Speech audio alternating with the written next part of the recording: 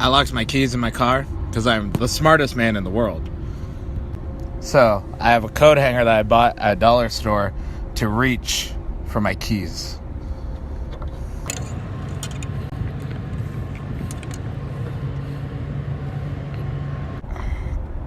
Those are my glasses. I got it. If I drop this, though, I am an idiot. Yay!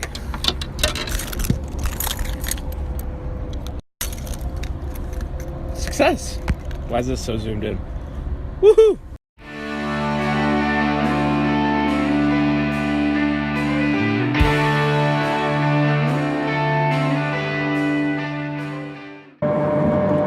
Hi there, and welcome to Brendan's Car Talk 12.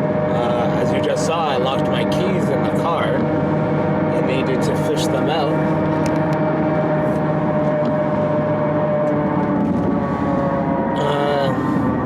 This one's called People Pleasing. I'm literally going to read an excerpt from a book called 101 Simple Truths for a Better Life by Humble the Poet. And it's about people pleasing. It's about knowing your worth and stuff. So this past weekend on Friday, I went up to C4 in Ottawa, Ontario with Tyson Dukes, Josh Alexander, and Jody Threat.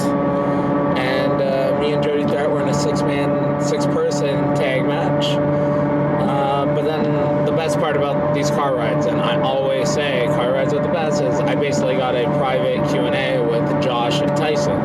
And we talked about like some life stuff as always, but like I got to ask like some advice. And in any stage of your pro wrestling career, you can always get more advice. So being able to, who I believe are two of the best top two guys in Canada, especially Ontario, getting to pick their brains was fun and awesome.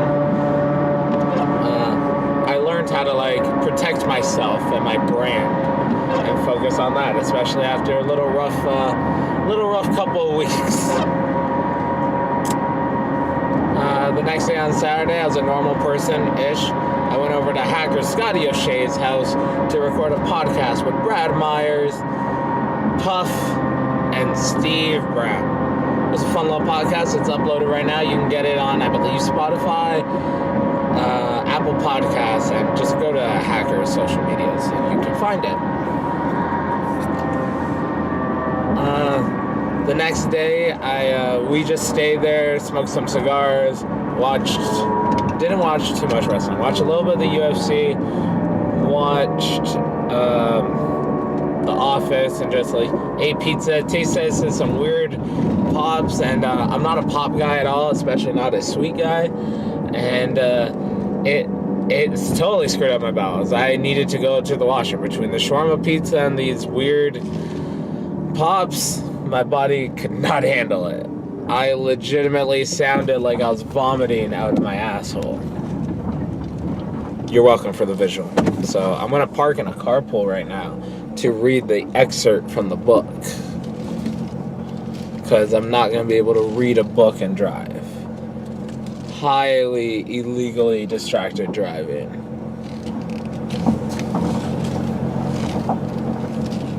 Cool. Cool.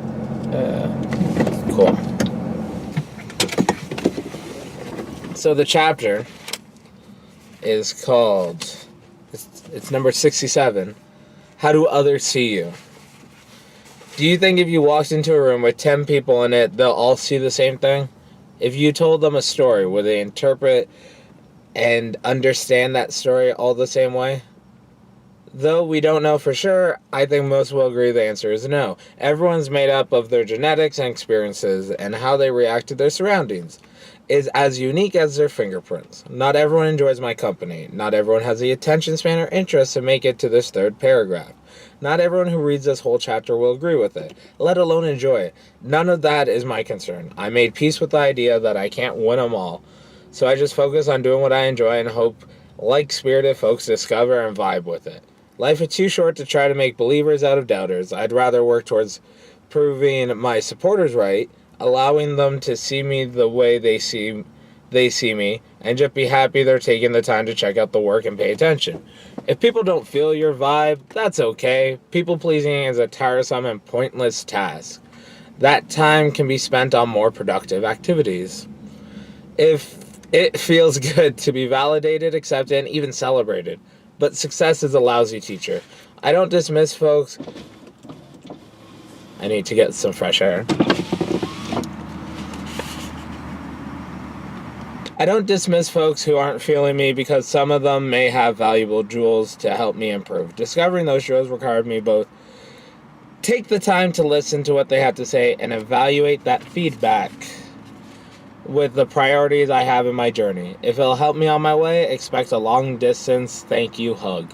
It's 4:30 a.m. as I type this, so I don't remember the quote, but it was something along the lines of, no matter how juicy the peaches, there will always be the person who doesn't like peaches. Not everyone likes hip-hop, not everyone likes reading long books, and not everyone likes beard. Shocking, eh? That was actually random, I'm not saying that because I have a beard. That's a reality I hold near and have found peace in. I hope in your journey you know what's important to you, and you realize the approval of others is never more important than your approval of yourself. The approval of others is never more important than the approval of yourself. So, rereading that. So I first read that. I got this book. I started writing. I got this book I started reading it November 6, 2017, almost 2 years ago. I bought Tools of the Titans, which I saw as like, it's a buffet of different advice from Tim Ferriss's podcast. And I saw that as like my Bible. Like, oh no, there's all these different things. It could be health, entertainment-wise, different advice. And I saw that as my Bible now. That I'm like, oh, I can find this. I was highlighting it. It was great. I started reading this book, and I called this my handbook to life because it could just fit in my pocket. But seeing that chapter right now, actually, like at this point in my life, in this stage, really means a lot, because one of the problems or issues I see is like, everyone likes being liked. There's nothing against that, but especially in pro wrestling and entertainment, you're trying to get people to enjoy it. I think too much. I overthink that, oh, this or this. And contrary to promos and shit I've talked on podcasts, I do care what everyone thinks. Everyone does. But you just have to care less about it and just focus on yourself. I had to check if that was recorded for a second there. So stuff like that, like rereading it, I think like the words, they make up for themselves. You can see that. I like the line of, instead of proving your doubters wrong, prove your supporters right. Let them see you the way they see you. Become that person they see. Like, I love that shit. There will probably be quotes on my Instagram of that stuff. So, yeah, just read that. That's my book recommendation also. But coming up, I know I mentioned the vlog last week and all that stuff. Actually, this one I'm very comfortable with. I felt very forced last week to do it. But coming up tomorrow, a brand new podcast. Alexia Nicole, Jody Threat, Shane Saber, myself, 190 pounds of dead weight. That's the name of the episode. It's episode 17, I believe, of This is Brendan. That'll be uploaded tomorrow. Movie review podcast might be up. I don't know, but we're definitely watching a movie tomorrow. So podcast up. There'll be 2 vlogs this week. One going up Wednesday, which was supposed to go up last week, and one going up Friday. That will be the adventures of this past weekend, which featured Daniel Garcia's return. Yay! On Friday, Crossby Pro Wrestling Showcase show. I've not told anyone I'm going to be there yet, but I'll be there. I'm in Barrie Saturday for Canada Day weekend. Just Saturday, though, and Monday, but I'll come to that in a second.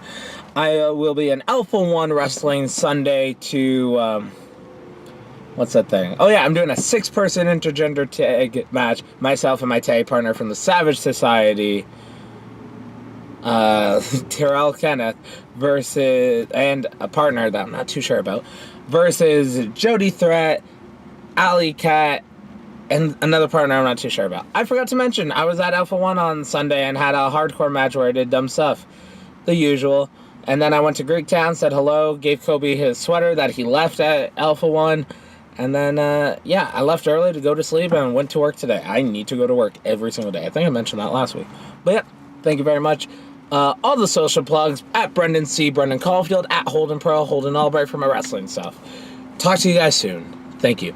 Oh wait, I was supposed to be driving at this point. Bye.